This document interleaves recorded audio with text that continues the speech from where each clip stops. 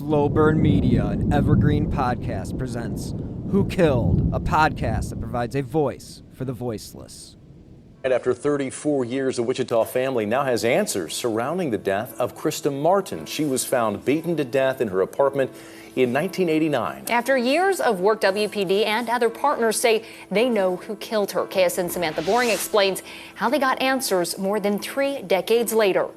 Julia, Jeff, in 1989, investigators collected DNA samples at the scene but never found a suspect. As advanced DNA technology became more available, Wichita police pushed to find answers. In 2020, WPD and other partners began using IgG, investigative genetic genealogy testing, to determine Paul Hart is the person who brutally murdered Krista Martin. October 2nd, 1989. The day Krista Martin was found dead, her family waited and wondered for 34 years. It's been a long time. Martin's niece, Ember Moore, first became involved in her aunt's case on the 20th anniversary of her death. She deserved so much more out of this life than what she ended up with. As the years passed, Wichita police worked to determine the suspect. We're not going to quit on these investigations, certainly not from 1989. Hello and welcome to this week's special episode of Who Killed. I am your host, Bill Huffman, and this is a Slow Burn Media, evergreen podcast, and killer podcast production. This week, we are going to look at a cold case through the eyes of the police and the Wichita Cold Case Unit. If you check out their webpage, they have an impressive list of people that they are pursuing, and they are finding answers. And in this case, this week, we are going to listen to them talk about a case that actually happened 23 days prior to the case that I am the most passionate about, and that is the case of Amy Mihaljevic. I was recently at the Chagrin Falls Documentary Film Festival, and we were discussing the ethics of true crime, and we also got into a discussion about Amy Mihaljevic. And again, we are approaching the 34-year anniversary of her abduction and murder. And as you all know, the case remains unsolved. So, with this particular case, this is a case of Krista Martin, who was abducted, again, just weeks before Amy was. So this is a case where you do see resolution, but it may not be the resolution that we had all hoped for. I do think that may be the case when we do find answers with who killed Amy Mihaljevic, but I do think it is important to listen to these press conferences to hear what they use, how they found their perpetrator, and what tools they went about using. So join the Wichita Cold Case Unit as they break down the case of Krista Martin and how they were able to use modern DNA technology to crack this 34-year-old cold case. Good afternoon. I'm Officer Chris Gupilan, K-R-I-S-G-U-P-I-L-A-N. I'm the Public Information Officer for the Wichita Police Department. Today we are going to be going over a cold case homicide investigation, but before I do so, I'd like to give some brief introductions on who we have here today. Over here I have Lieutenant Rod Miller of the Homicide Section, Sergeant Dan Hardy, Homicide Section as well. I have Detective Vandermolen, Wichita Police Department Homicide, John Davis of the FBI, Captain Christian Corey of the Persons Crimes. I have Supervisory Special Agent Ryan Williams, Chief Joe Sullivan, Cedric County District Attorney Mark Bennett, and I have the niece of Krista Martin, who will be going over, Ember Moore as well. And we also are joined with the Cedric County Forensic Science Center, Dr. Shelley Stedman as well. So before I begin, just want to give you a quick run of the show of how it's going to be going on today. I'm going to be giving you a brief statement about what we are going to be going over. Followed by that, we are going to have an FBI statement from Supervisory Special Agent Ryan Williams, followed by a statement from Ember Moore, which will be followed by our District Attorney Mark Bennett, and then Chief Sullivan will be giving a few words. And as far as the Q&A portion, Captain Christian Corey will be covering that section. The Wichita Police Department is announcing the successful resolution of a long-standing cold case homicide investigation. thanks to cutting-edge technology and invaluable partnerships within the law enforcement community. On October 2nd, 1989, 34 years ago today, tragedy struck when Krista Martin was discovered deceased in a residence in the 500 block of South Osage. Initial investigative efforts included the collection of DNA evidence, although at the time, DNA testing and CODIS systems were not available. Nonetheless, the DNA evidence was carefully preserved. Despite conducting numerous interviews and analyzing the available evidence, investigators were unable to identify a suspect. Undeterred, they continued to scrutinize the evidence and gather new leads over the ensuing years. DNA samples were collected from multiple individuals for comparison with the evidence from the scene, yet no match was found. The investigation continued, and WPD sought assistance from other agencies that yielded no results. In 2009, the DNA evidence was submitted to the Sedgwick County Regional Forensic Science Center, resulting in the development of a potential suspect profile. This profile was uploaded to CODIS, but once again, it did not lead to any matches. Further DNA sampling from potential suspects also proved unsuccessful. In 2020, the Wichita Police Department, leveraging advanced technology, again sought the assistance of the FBI to reevaluate the DNA evidence collected in 1989. In 2021, a dedicated investigative genetic genealogy team was created consisting of an FBI special agent and a WPD homicide detective. The investigation persisted into 2022, and WPD joined forces with private industry genealogists to scrutinize DNA profiles and attempt to identify a suspect. Finally, in April of 2023, a possible suspect, Paul Hart, emerged.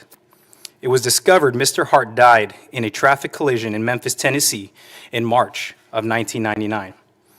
In June 2023, the WPD homicide detective and FBI special agent traveled to Arkansas, where they collected additional DNA samples from direct relatives of Mr. Hart. They continued to conduct interviews and submitted DNA evidence for further analysis. In collaboration with the FBI, an investigative genetic genealogy team, Othram, and the Sedgwick County Regional Forensic Science Center, WPD investigators were able to utilize IgG techniques to confirm that Mr. Hart was the suspect in the 1989 homicide of Krista Martin. Upon presenting the facts of the case to Sedgwick County District Attorney Mark Bennett, it was determined that charges would be filed if Mr. Hart were still alive. As he is deceased, this case is now considered cleared. The Wichita Police Department remains steadfast in its commitment to identifying suspects in violent crimes and providing support to victims and their families. We pledge to continue our unwavering dedication to cold case investigations. We extend our heartfelt gratitude to the partner agencies and organizations that played a pivotal role in this investigation. Without their invaluable support, these complex cases would remain unresolved. If you have any information on a crime, including cold case investigations, we ask you please call Crime Stoppers at 316-267-2111, the See Something, Say Something hotline at 316-519-2282, or Wichita Police Investigations at 316-268-4407. Now at this time, I'd like to call up Supervisory Special Agent Ryan Williams. Good afternoon. My name is Ryan Williams. I am a Supervisory Special Agent with the FBI Kansas City Division's Wichita Resident Agency. The FBI is pleased to be able to assist our local law enforcement partners in helping solve this cold case and bring some measure of justice to the victim's family that hasn't had answers for 34 years. The assistance we provided the Wichita Police Department regarding their cold case investigation of the homicide of Krista Martin was through the Investigative Genetic Genealogy, or IgG for short. We have found success using IgG, which combines unknown crime scene DNA with traditional genealogical research and historical records to generate a lead to law enforcement as to the identity of the unknown DNA. FBI personnel working IgG cases focus this process on the construction of family trees for persons identified as possible family members of the suspect. To construct a family tree, we comb through publicly accessible genealogical services and law enforcement resources such as birth certificates and obituaries to identify potential family members of the unknown suspect profile. Investigators then compare persons within the family trees who, based on their genetic relationship, could potentially be the suspect, with information such as witness descriptions of the suspect and the location and timing of the crime to identify a likely suspect. Having a family tree takes us from not having any leads to generating a list of possible suspects. After a list of possible suspects is identified, traditional investigations can then be conducted to name a suspect by seeking a comparison between the suspect's DNA and DNA from the crime scene. Today's announcement by the Wichita Police Department is a great example of the success of this technique and how we can use today's technology to solve years-old violent crimes. We are proud to work alongside our law enforcement partners and be able to provide resources to assist the Wichita Police Department and to have some role in providing answers to the Martin family. Thank you. Thank you, Special Agent Williams. And at this time, I'd like to call up Ms. Ember Moore. My name is Ember Moore, and I'm the firstborn niece to Krista Martin. On behalf of my family and myself, I would like to say thank you to the Wichita Cold Case Unit and the Wichita Homicide Department for all their hard work and dedication to Krista's case. I first became involved with Krista's case in 2009 when I turned 21, which also happened to be the 20th anniversary of her death. Sergeant Dan Hardy was a detective on her case at that time. Dan was very devoted to Krista's case, and he took every downfall and stepped back personally and to heart. He apologized to me many times throughout the process and over the years. Sergeant Hardy went above and beyond his job description. Between countless emails and several phone calls, he still found time to come to my home and discuss Krista's case with me. He answered personal career questions and helped me set up a ride-along with the Wichita Police Department. I couldn't have asked for a better detective to be assigned to my aunt's case. Thank you, Sergeant Dan Hardy, for all your work. I'd also like to say thank you to Detective Adam Vandermolen. He traveled all over the United States tracking down the suspect's family. It was a slow process, the genealogy process, but Detective Vandermolen did a really good job getting the genealogy all sorted out. I'd also like to thank the volunteers from the Genealogy Society who spent hundreds of hours doing research and sorting through records. They were the key to finding the suspect. I am glad we can finally move forward and have peace knowing that Krista's murderer is not walking around free or amongst us. Again, we extend our heartfelt gratitude to everyone involved in bringing justice to Krista's case. She deserves so much more out of this life than what she ended up with. Thank you. Thank you, Ember. Now I'd like to call up our District Attorney, Mark Bennett. So I'm in the unusual situation where I'm talking about a case that has not been charged, but I was just referring one more time to the Supreme Court Rules 3.8 that says that when I need to make statements necessary to inform the public of the nature and extent of a prosecutor's action and serve a legitimate law enforcement purpose, then I can have this sort of conversation with the public, and I think that is exactly what we have today. Law enforcement made me aware that they were working on this case, and when they reached as far as they could and came to all the conclusions that they could reach with the assistance of the Forensic Science Center, they brought the case to me and presented it like they would any other homicide. After listening to all the evidence presented, all the information gathered, and the conclusions that we were able to make using the DNA, it was clear to me that this was a case that I would have charged if the suspect was alive to charge him. So I'm simply here to reiterate what was already been said. This is a completed investigation. It's a cleared investigation, and if circumstances were different, I would certainly charge the case and proceed on in the District Court of Sedgwick County. Thank you, District Attorney. At this time, I'd like to call up Chief Joe Sullivan. Good afternoon, and thank you all for being here. Our dedicated team of law enforcement professionals working tirelessly over the years have successfully solved the murder of Krista Martin.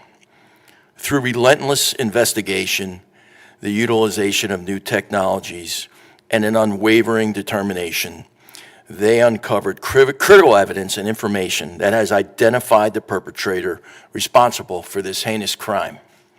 While we understand that no amount of closure can ever fully heal the wounds left by such a tragedy, We hope that this development brings some comfort to the victims, family, and the community. The pursuit of justice knows no expiration date, and we are committed to holding those responsible for violent crimes accountable for their actions.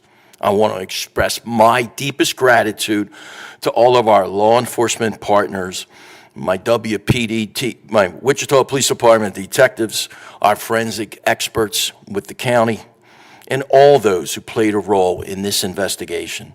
Their dedication and persistence serves as a testament to our unwavering commitment to ensuring that justice is served. Thank you. Thank you, Chief. Now, at this time, we're going to open it up for questions. I'm going to bring up Captain Christian Corey, who can acknowledge any questions that the media may have. All right, what questions we got? About local law enforcement, federal agencies, advocates, victims, family members, what does this day mean to this entire community? I think it just represents that we're not going to quit on these investigations, certainly not from 1989, but just that dedication to victims that we will continue to have and from this day forward, and maybe even the technologies we don't even know about at this time. How important was the technology? How much of a role did that play in this case, in solving this case? The fact that you guys saved stuff from 1989 until now in order to help find who did this? Well, it started in 2020 with an investigative genetic genealogy. I mean, that was the starting point, and then we started looking for cases that we could use this new technology on, and this was the first one that we took up. So safe to say without that technology, you wouldn't be here today? Right, we would not be here today without IGG. Absolutely not. What's it mean to you guys to help find somewhat of a closure for the victim's family? Especially on a case like this that's been cold for 34 years. I think it provides closure, not only for the family, but for the detectives to know that something we started in 1989 before any of us were here, we could finish for not only the family, but to finish the case out. How was the coordination between Department of Health in terms of working together, the FBI and you guys and any other agencies that were involved? How does that all work? It was seamless. I mean, Agent Davis and Detective Vandermolen, sometimes I'd be going home at 5 o'clock. They were still working late hours. They'd be over at our office, over at the FBI office. I think it's something they had a real passion for. At least that's what I saw when I saw them working. And it was seamless, absolutely seamless. It's my understanding the DNA is from a sexual assault. Is that correct? Yes, it was both a 01 and a sexual assault, yes. Or I'm sorry, a homicide and a sexual assault. I'm just saying DNA is from that. Yes. How did she die? As far as the mechanism, blunt force. To her head or her back, or was it blunt force? Just blunt force with the, yeah. Has that object been located?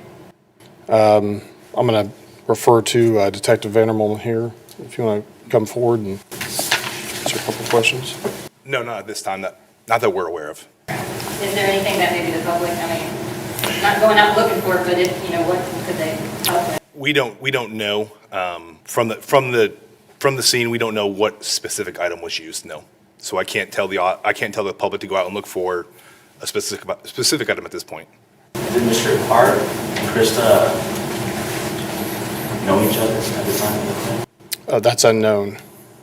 That's Did he unknown. live in Wichita prior to moving to Memphis? He did. He did. So on behalf of the Wichita Police Department, we thank you for coming out today. We thank you for the families, and we thank you for all our partnering agencies. At this time, media, we will be releasing a media release to you guys here in the near future. Thank you.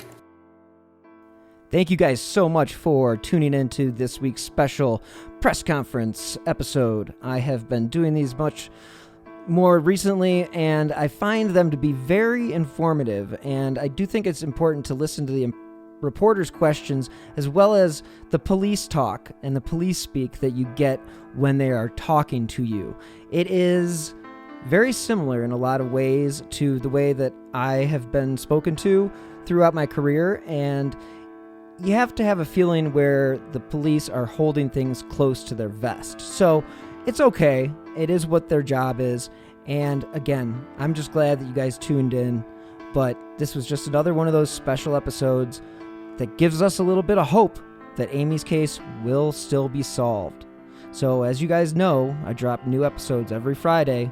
And if you want to follow me on Twitter, you can do so at BillHuffman3.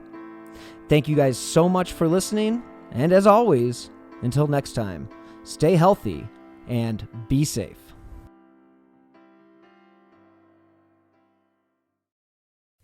Are you tired of seeing your teen or young adult struggle on a path that clearly isn't the right fit? Is your teenager confused about which direction to take after high school? The future of work is changing rapidly, and our kids need to know all of the options available after high school so they're empowered to make the choice that is best for them. In each episode, we explore the latest trends that are shaping the opportunities of today and tomorrow. I'm your host, Betsy Jewell, and this is the High School Hamster Wheel Podcast. Hi, Vanessa. Hi, Amy. And hi, True Crime fans. We're the co-hosts of She Goes by Jane. Every week, we'll be covering the story of a missing or unidentified woman in the United States. Stories you may have heard before. And ones whose stories didn't make it into the news. We've been covering these stories for a while, first in Amy's book of poetry, Doe. And then in Vanessa's documentary, She. But now we want to share them with you here on She Goes by Jane. And each week we'll be joined by a special guest who will read a poem in honor of the women we talk about. Can we say who? We can say who. We'll be joined by actresses like Coco Jones and Gabrielle Ruiz. And musicians like Stephanie Quayle and Kelly Moneymaker, along with authors like Louise Penny and Catherine McKenzie. So check out She Goes by Jane wherever you get your podcasts, or check out Evergreen Podcasts and their true crime channel, Killer Podcasts. We can't wait to bring you these stories.